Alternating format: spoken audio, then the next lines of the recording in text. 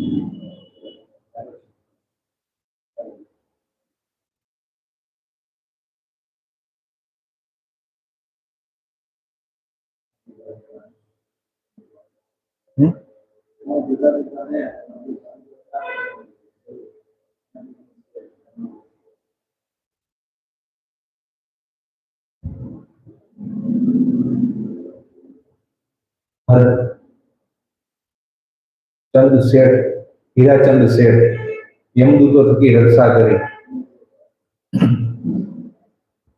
અને બ્રાહ્મણો હરિભક્તોના ઘરે પધરામણી કરી। સદગુરુ ચૈતન્યાનંદ સ્વામી કહે છે ગઢપુર ગામમાં જ હરજીવનભાઈ કરી અને ખૂબ સારા સત્સંગી બ્રાહ્મણ રહેતા હતા। તેમણે મહારાજને પ્રાર્થના કરી પધરામણી માટે, એટલે મહારાજ સંતો વર્ણી પાર્ષદોની સાથે એમના ઘરે થાળ જમવા માટે આવ્યા।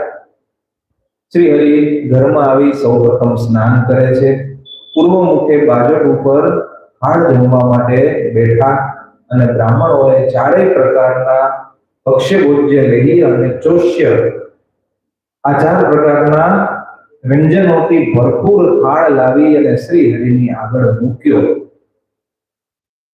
અપાર દાન કરનારા શ્રી હરિ ધર્મનું સ્થાપન કરવા માટે પ્રગટ થયા છે, એટલે પોતે પણ બ્રાહ્મણ જ્ઞાતિમાં અવતરિત થયા છે। એટલે વૈશ્વદેવ વગેરે વિધિનું આચરણ કરી અને ત્યાર પછી ભોજનની શરૂઆત કરે।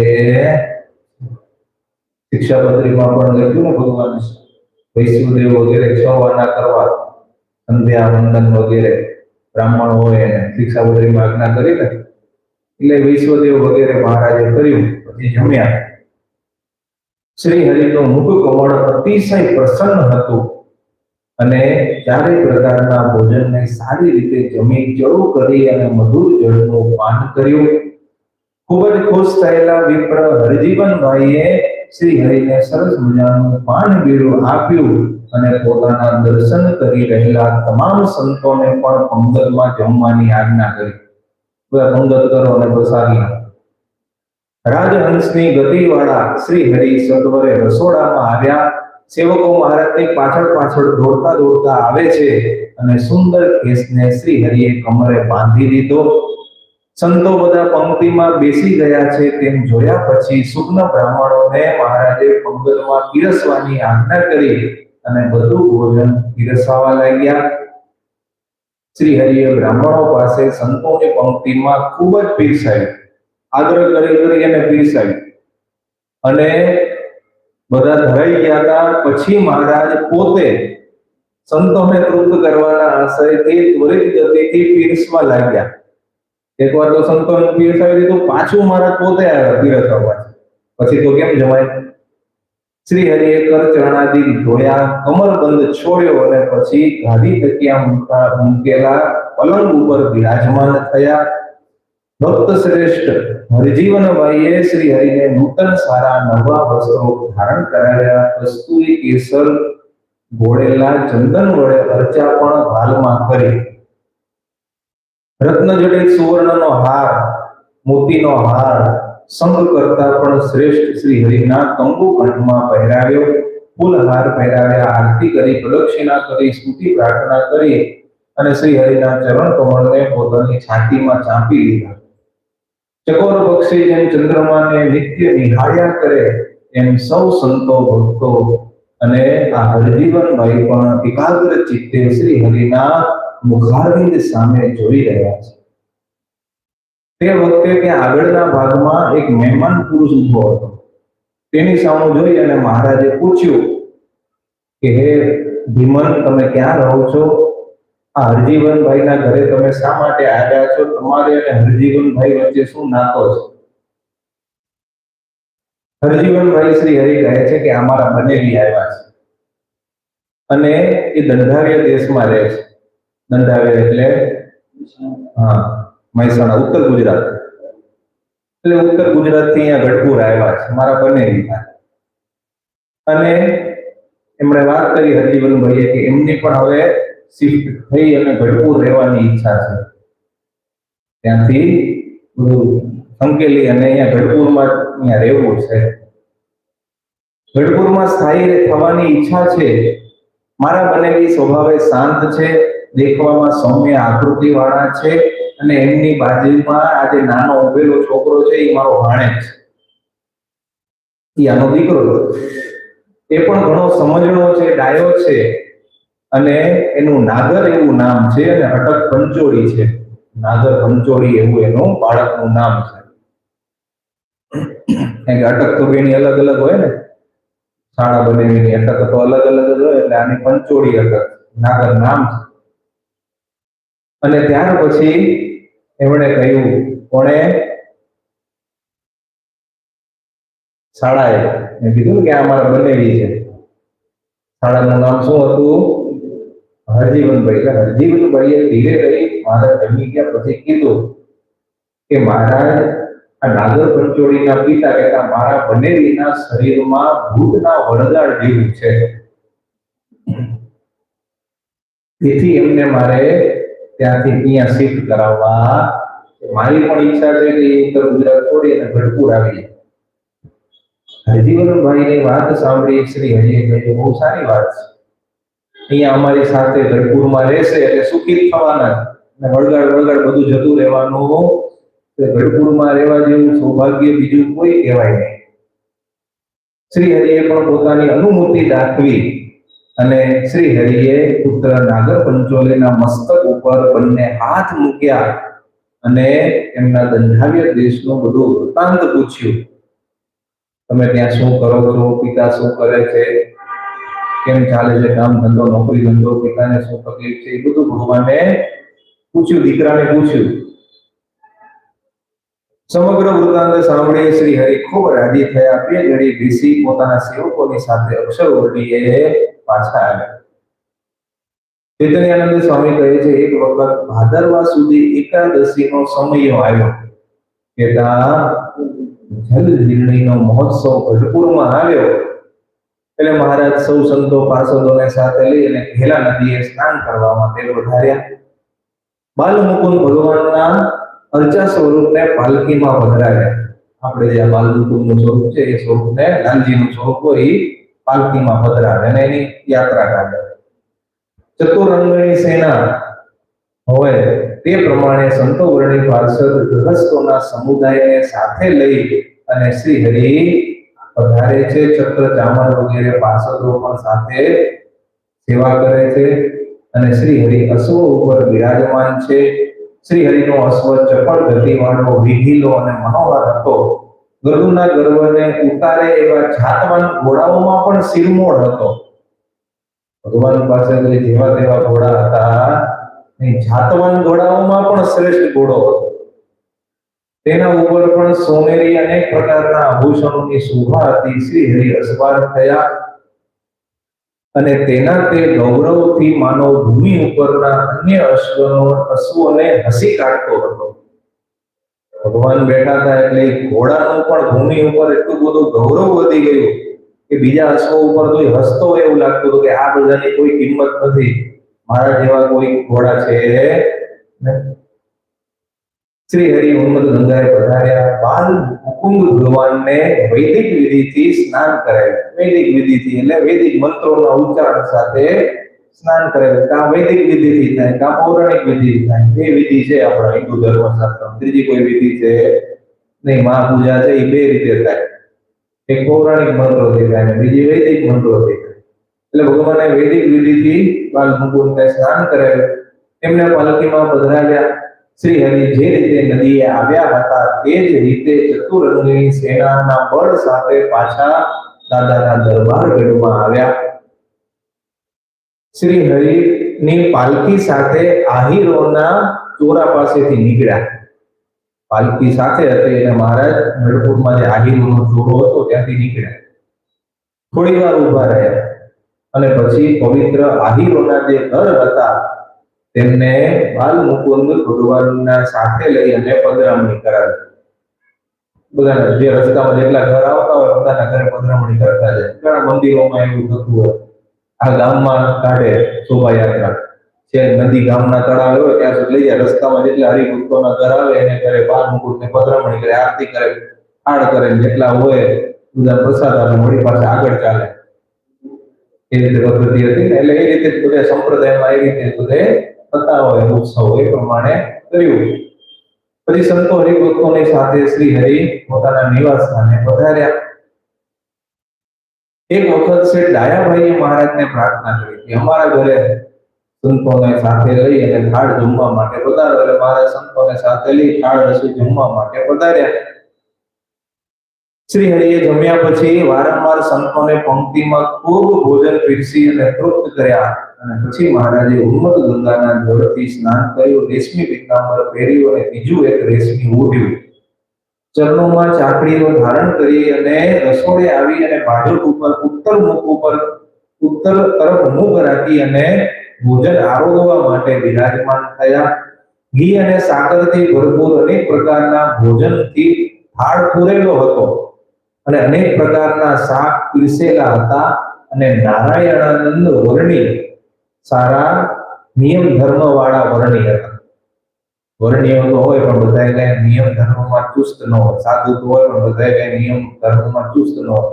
પણ આ નારાયણાનંદ વર્ણી સારા વ્રત નિયમ વાળા વર્ણી હતા અને ભગવાનનો અલૌકિક મહિમા પણ ખૂબ સારી રીતે સમજતા હતા. ભગવાનની અનુભૂતિ પરાયણ રહેતા અને ભગવાનના વચનનું ક્યારે ઉલ્લંઘન કરતા નહીં. એટલે એમને શ્રી હરિની આગળ બાજુ ઉપર ભાણ મૂક્યું. અને મૂક્યો નારાયણાનંદ વર્ણી. પૂર્વે મોટા પુરુષોએ શાસ્ત્રોમાં જે વિધિ કહી છે એવી અપોષણ વગેરે વિધિ કરી અને અનુયાયી વર્ગને શીખવાડવા માટે યદ યદ આચરતી શ્રેષ્ઠ અનુવર્તતે ઇતરો જનઃ. ગીતાજીમાં ભગવાન કૃષ્ણએ કહ્યું કે જેવું આ લોકમાં શ્રેષ્ઠ મનુષ્યો આચરણ કરે છે એને જોઈ અને બીજા લોકો એનું અનુસરણ કરવા લાગે છે. યદ યદ આચરતી શ્રેષ્ઠ, એટલા શ્રેષ્ઠ મહાપુરુષો કહેવાય, એ જેવું આચરણ કરે એને જોઈ અને પાછળ એનો અનુયાયી વર્ગ એ પ્રમાણે આચરણ કરવાનું શીખે. પિતા જે પ્રમાણે ચાલતા હોય, જે પ્રમાણે આચરણ કરતા હોય એનું આચરણ પુત્ર શીખે.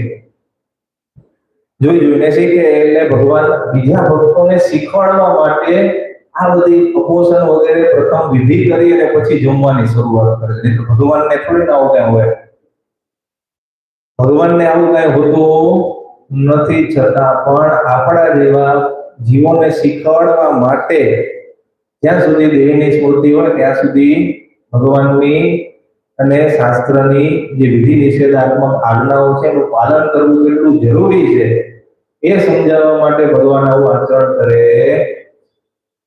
જમતી વખતે શ્રી હરિ વારંવાર વચ્ચે મધુર જળપાન કરે છે અને અત્યંત શાંતિકારક એ જળપાન કરી અને પછી ભગવાન શું કરે છે? પેટ ઉપર વારંવાર હાથ ફેરવે છે અને પછી મહારાજે ચડું કર્યું, મુખ શુદ્ધિ કરી અને વર્ણીએ આપેલ પાન બીડાનો મુખવાસ પણ લીધો. દયાભાઈના ઘરે સભાનું આયોજન થયું. શ્રી હરિ સુંદર દાદી જગ્યા બિછાવેલા પલંગ ઉપર બિરાજમાન થયા અને ડાયાભાઈ શેઠ અમૂલ્ય સોનાના તારવાળા વસ્ત્રો શ્રી હરિ માટે બનાવીને લાવેલા એ મહારાજને અર્પણ કર્યા. ટીનખાબનો સુરવાલ વગેરે, ટીનખાબનો જામો એ પણ મહારાજને પહેરાવ્યું. સુંદર ગુલાબી રંગના કિંમતી વસ્ત્રો પણ કમર ઉપર ભેટ બંધાવવા માટે લાવેલા એ પણ આપ્યા. આસમાની રંગનો રેશમી ખેસ ખભા ઉપર ધારણ કરાવ્યો અને મુકટના સ્થાન રૂપ મસ્તકે સોનેરી પુષ્પોથી શોભતી પાગ બંધાવી. શ્રી હરિના લલાટમાં પ્રેમથી સર્વોત્તમ ચંદનની અર્ચા કરી છાતી ઉપર સોનાના હાર પહેરાવ્યા અને ચાંદીના રોકડા રૂપિયા એક મોટા પાત્રમાં ભરીને મૂકી દીધા. એ વખતે રૂપિયા ચાંદીના આવતા, ચલણ ચાંદીનો એટલે ચાંદીના 101 રૂપિયા, 101 રૂપિયા ચાંદીના એક મોટા પાત્રમાં ભરીને, એ વખતના 101 રૂપિયા એટલે ઘણા કહેવાય. અત્યારના 101 કઈ ન કહેવાય. ઘણા ઉમદા સ્વભાવની અને મનના જેવી વેગીલી સારી રીતે સંધારેલી એક બહુ કિંમતી ઘોડી હતી, એ પણ મહારાજને ભેટમાં હતી. દયાળુ શ્રી હરિ સંસારની પીડાઓને ટાળનારા છે અને પ્રાણી માત્રનું હિત કરનારા છે. આવું સમજી અને એમણે પ્રેમથી મહારાજની આરતી કરી, પ્રદક્ષિણા વારંવાર કરી, વારંવાર પૃથ્વી ઉપર દંડની માફક પડી અને દંડવત પ્રણામ કર્યા. આવો ભક્તિભાવ હતો એટલે મહારાજને થયું કે આ સમાધિ કરાવવાને પાત્ર છે. એટલે પછી મહારાજે એને સમાધિ કરાવી દીધી. શેઠ ડાયાભાઈ તો સમાધિમાં અક્ષરધામમાં પહોંચી ગયા અને સૌના આદિ કારણ એવા દિવ્ય રમણીય સિંહાસન ઉપર બિરાજમાન અદ્વિતીય પરબ્રહ્મ પુરુષોત્તમ નારાયણના એમને સાક્ષાત મનોહર દર્શન થયા. જન્મારો સફળ થઈ ગયો. ભગવાનના દર્શન થયા ત્યારથી દેહભાન ભૂલી ગયા. એટલા બધા વિવળ થઈ ગયા કે ભાંગ્યા તૂટ્યા અક્ષરવાળા અવ્યવસ્થિત એ બોલવા લાગ્યા. 48 મિનિટ સુધી, 1 મુહૂર્ત સુધી સમાધિમાં રહ્યા અને પછી એમને સમાધિમાંથી બહાર આવવાનું થયું. જેવા સમાધિમાંથી જાગ્યા અને તરત જ ભગવાનની આગળ વિનમ્રતાથી બે હાથ જોડી ગંભીર અર્થવાળા સુંદર શબ્દ બોલી અને સ્તોત્ર વડે ભગવાનની સ્તુતિ ગાવા લાગ્યા. મહિમા સમજાઈ ગયો એટલે ઓટોમેટિક સ્તુતિ આવડી ગઈ બોલતા અને સ્તુતિ પોતે લખી વાંચીને ગાવા લાગ્યા. દયાભાઈએ કહ્યું કે હે મહારાજ, આપના દર્શનથી તો દુઃખોનું નિવારણ થઈ ગયું અને આપના સંતો મુક્તો આપના ચરણારવિંદની પૂજા કરે છે. એવા આ અક્ષરધામના અધિપતિને મેં આજે યથાર્થ સ્વરૂપમાં ઓળખ્યા અને હું તમને દંડવત પ્રણામ કરું. તો આવી રીતે ખૂબ ભક્તિભાવથી એમણે ભગવાનને પ્રણામ કર્યા.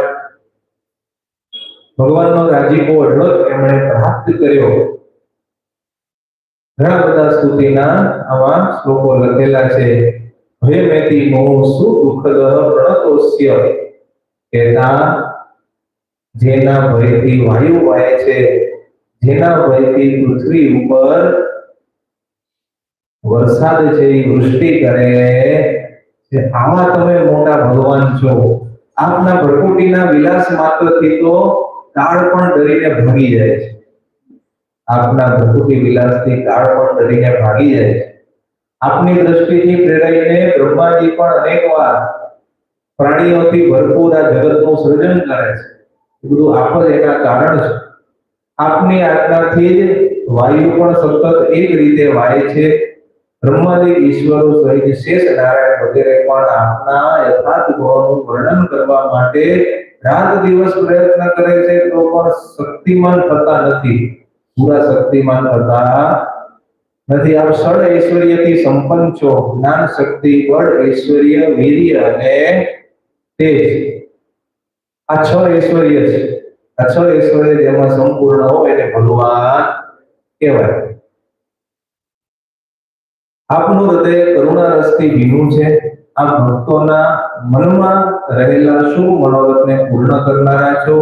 માટે હે અક્ષરધામના અધિપતિ, આ પૃથ્વી ઉપર આપનો કાયમ જય થાવ અને હું આપને નિરંતર પ્રણામ કર્યા કરું એવી મારા ઉપર કૃપા કરો. આ પ્રમાણે ડાયાભાઈ શેઠે તો પોતાને મહાન ભાગ્યશાળી ભક્ત માની અને ભગવાનની ખૂબ ભાવથી સ્તુતિ કરી અને અધિક આદર ભાવ સંતો ભક્તો પ્રત્યે પણ ઉત્પન્ન થયો. સમાધિ થઈ એટલે મહિમા ડબલ વધી ગયો. એટલે જેટલા સંતો હતા એ બધાને પણ નવા નવા વસ્ત્રો ઓઢાડી અને પૂજા કરી. ચૈતન્યાનંદ સ્વામી કહે છે કે ગઢપુરમાં ડોસાભાઈ નામે પણ એક બ્રાહ્મણ રહેતા હતા. તેને પ્રારબ્ધવશ એકવાર અતિશય તાવ આવ્યો. એટલે એમણે કોઈના દ્વારા અક્ષર ઓરડીમાં સમાચાર મોકલાવ્યા મહારાજને કે મહારાજને પ્રાર્થના કરો મારા વતી મને દર્શન દેવા ઘરે પધારે. શ્રી હરિ દર્શન દેવા માટે તેમને ઘેર આવ્યા અને એમના ખબર અંતર પૂછ્યા. એક વખત તેના પિતાના શ્રાદ્ધમાં એમણે શ્રી હરિને પોતાને ઘેર જમવા માટે બોલાવેલા. સંતો સાથે મહારાજ આવેલા અને એ વખતે જે વાત મહારાજે કરી હતી એ હું તમને કહું છું. આ કોણ હતા એનું ડોસા ભક્ત છે, એ પૂર્વ જન્મમાં કોણ હતા એની વાત ભગવાને ક્યારે કરેલી એ હું તમને કહું છું. શ્રી હરિ સર્વ જીવ પ્રાણી માત્રના આદિ સાક્ષી છે, કર્મ ફળ પ્રદાતા છે.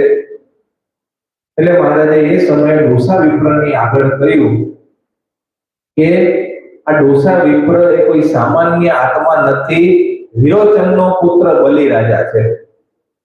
કીધું આ ડોસાભાઈ ભૂદેવ છે એ કોઈ સામાન્ય જીવ નથી, આ વિરોચનનો દીકરો બલિ. સર્વ સદગુણ સંપન્ન છે, દિલના ઉદાર છે, મને રાજી કરવામાં ઉત્સાહી છે અને આ ભૂમિ ઉપર પ્રગટ પુરુષોત્તમ નારાયણનો સંબંધ થાય એવો એમને સંકલ્પ રહેતો. એટલે એથી અમારી ઈચ્છાથી આજે એમને બ્રાહ્મણ ખોડિયું પ્રાપ્ત થયું છે. ને જેવું તેવું એને દેહ મળે નહીં, બ્રાહ્મણનું ખોડિયું મળે. આવી રીતે ભગવાને ખૂબ એના વખાણ કર્યા. ભક્તો વિસ્મિત થઈ ગયા કે આ ડોસા ભક્તને તો અમે અત્યાર સુધી સામાન્ય હરિભગત સમજતા હતા, પણ આ ડોસા ભગત તો બલિરાજા. ખૂબ બધા રાજી થઈ ગયા અને ભક્તો તે વખતે આનંદિત થયા. ડોસા ભગતને આ વખતે ઘણો તાવ આવ્યો અને એમને દર્શન કરવાની ઈચ્છા તીવ્ર હતી. એટલે એમના સગાભાઈ હતા હરજીવન હરિભાઈ. એટલે હરિભાઈને એમણે કહ્યું કે આજે આપણે પિતાજીનો શ્રાદ્ધનો પણ દિવસ છે, માટે આજે દૂધપાક વગેરે શ્રાદ્ધમાં ઉપયોગી સામાન પેલા તૈયાર કરાવો અને મહારાજને સંતો આવે તો એને ભોજન પણ કરાવી. અથાણ રસોઈની બધી સામગ્રી તૈયાર કરાવી. મહારાજ પાસે ગયા, દંડવત પ્રણામ કરીને કહ્યું કે બે કામ ભેગા કરવાના છે. એક તો મારો ભાઈ બીમાર છે, તાવ આવે છે, એના ખબર અંતર પૂછવાના છે, સાથે સાથે મારા પિતાનું શ્રાદ્ધ છે, એટલે એ નિમિત્તે દૂધપાક વગેરેની રસોઈ પણ તૈયાર કરાવી છે, માટે જલ્દી અમારા ઘરે આવો. શ્રી હરિ પૂછે છે કે તમારે ઘેર તો આવું છું, પણ તમે પહેલા આગળથી ઘરે જાઓ. અમે આવીએ સંતોને સાથે, પહેલા તમે પહોંચી જાઓ. પછી અગાઉ પેલા ભાઈના ઘરે ગયા. ભાઈને કહ્યું કે શ્રી હરિએ કહ્યું છે કે ટૂંક સમયમાં અમે આવીએ છીએ. ડોસાભાઈ મિત્ર તો રાજી રાજી થઈ ગયા અને પ્રેમથી એમનું હૃદય કમળથી ઉભરાવા લાગ્યું. જાણે શરીરમાં નવા પ્રાણ આવ્યા હોય એ પ્રમાણે એમનો ભગવાન પ્રત્યેનો પ્રેમ શરીરમાં સમાઈ ગયો નહીં અને ગદગદ કંડ રોમાંચિત ગાત્ર થઈ ગયા. મારા એવા ભાગ્ય કે ભગવાન મને આ બીમારીના સમયે દર્શન દેવા માટે આવે છે. શ્રી હરિ ડોસા વિપ્રને ઘેર જવા માટે સંતો અને પાર્ષદોને તૈયાર કરે છે. ઘોડો લીધો અને મહારાજ ઘોડા ઉપર અસવાર થઈ અને પાર્ષદો છત્ર ચામર ઘોડે છે ને એ પ્રમાણે ભગવાન રસ્તામાં ચાલતા ચાલતા ડોસા ભક્તના ઘરે એમનો મનોરથ પૂર્ણ કરવા માટે આવે છે. શ્રી હરિને દૂરથી નજીક આવતા જોયા અને તરત જ ઉત્સાહમાં આવી અને ડોસા વિપ્ર ઉભા થઈ ગયા. ભગવાનના દર્શન કર્યા, આંખોમાં પ્રેમના આંસુ વહેવા લાગ્યા. શ્રી હરિના બંને ચરણ કમળ આગળ નમી પડ્યા. મહારાજે ઉભા કર્યા અને શ્રી હરિના મુખ સામે દૃષ્ટિ કરી અને શ્રી હરિનું મન પણ એમની તબિયત નાજુક હોવાના કારણે કરુણાથી દ્રવિત થઈ ગયું અને મહારાજ 10 થી 12 મિનિટ સુધી તેની સામે સામે જોઈ રહ્યા. મુસાફરી આને આટલો બધો તાવ છે તો આને આટલો ઉત્સાહ કેટલો છે અમારા દર્શન. મંદ મધુર હાસ્યથી જેનું મુખ કમળ શોભી રહ્યું છે એવા શ્રી હરિએ કહ્યું કે ચિંતા ન કરો ડોસાભાઈ, આજથી તમારો તાવ ઉતરી જશે. તો કીધું તાવ ગયો, દવા કરવાની જરૂર નથી, તાવ ઉતરી જશે, તમે એકદમ પહેલા હતા એવા ને એવા સાજા નવરા થઈ જશે. શ્રી હરિએ પોતાના હાથથી એનો વાસો વારંવાર થાબડ્યો અને કહ્યું ચિંતા કરશો નહીં, માંદાને તમે આશ્વાસન આપો તો અડધો સાજો થઈ જાય. અને માંદાને એમ કહ્યો કે હવે છેલ્લો સ્ટેજ છે તો પૂરું, અડધો માંદો હોય તો આખો માંદો થઈ જાય. એટલે ભગવાને આશ્વાસન આપ્યું એટલે ડોસાભાઈને હિંમત આવી. શ્રી હરિએ તેને છાતીમાં ચરણાવી ચાંપી આપ્યા અને થાળ જમવા માટે એને પ્રાર્થના કરી. શ્રી હરિએ હા પાડી અને હરજીવનભાઈએ સુગંધી ચૂર્ણ ચોળી ગરમ જળથી સ્નાન કરાવ્યું. સુવર્ણ સારા વસ્ત્રથી શરીર પૂરું કરાવ્યું અને રેશમી પીતાંબર શ્રી હરિને ધારણ કરાવ્યું. બીજું કેસ રેશમી આપ્યો. ચાકડીઓ શ્રી હરિના ચરણ આગળ મૂકી અને મહારાજ ચાકડીઓ પહેરી અને રસોડે આવ્યા. પૂર્વ મુખે જમવા માટે બેઠા અને પવિત્ર 4 પ્રકારના ભોજનનો પૂરેલો થાળ શ્રી હરિ જમ્યા. વૈષ્ણવદેવ વગેરે શાસ્ત્રીય વિધિનું પણ શ્રી હરિએ અનુસરણ કર્યું અને પછી રસોઈ બનાવનારની વારંવાર પ્રશંસા કરતા કરતા થાળ આરોગવા લાગ્યા. જમી ચરોતરી મુખ શુદ્ધિ કરી, જળપાન કરી, ઉપવાસ લીધો અને પછી મહારાજે સંતો વગેરે પાર્ષદોને પંગત કરી અને બધાને જમાડ્યા. અને પછી શ્રી હરિ પાછા મનોવેગી અશ્વ ઉપર અસવાર થઈ અને પોતાના નિવાસ સ્થાન અક્ષર ઓરડીએ પધાર્યા. સહજાનંદ સ્વામી મહારાજની જય. શ્રીપદેમ શ્રીધરમ સર્વે વૈશ્વરમ ભક્તિ ધર્માત્મજમ વાસુદેવમ હરિ કામદમ કારણમ શ્રી સ્વામિનારાયણ નીલકંઠમ વદે. સહજાનંદ સ્વામી મહારાજ. સ્વામિનારાયણ નારાયણ નારાયણ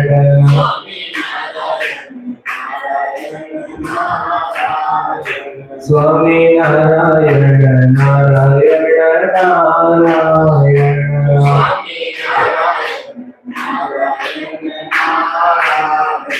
સ્વામિનારાયણ સ્વામિનારાયણ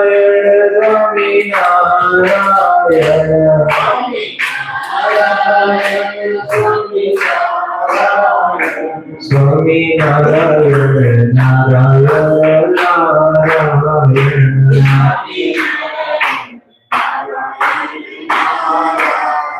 સહજાનંદ સ્વામી મહારાજ.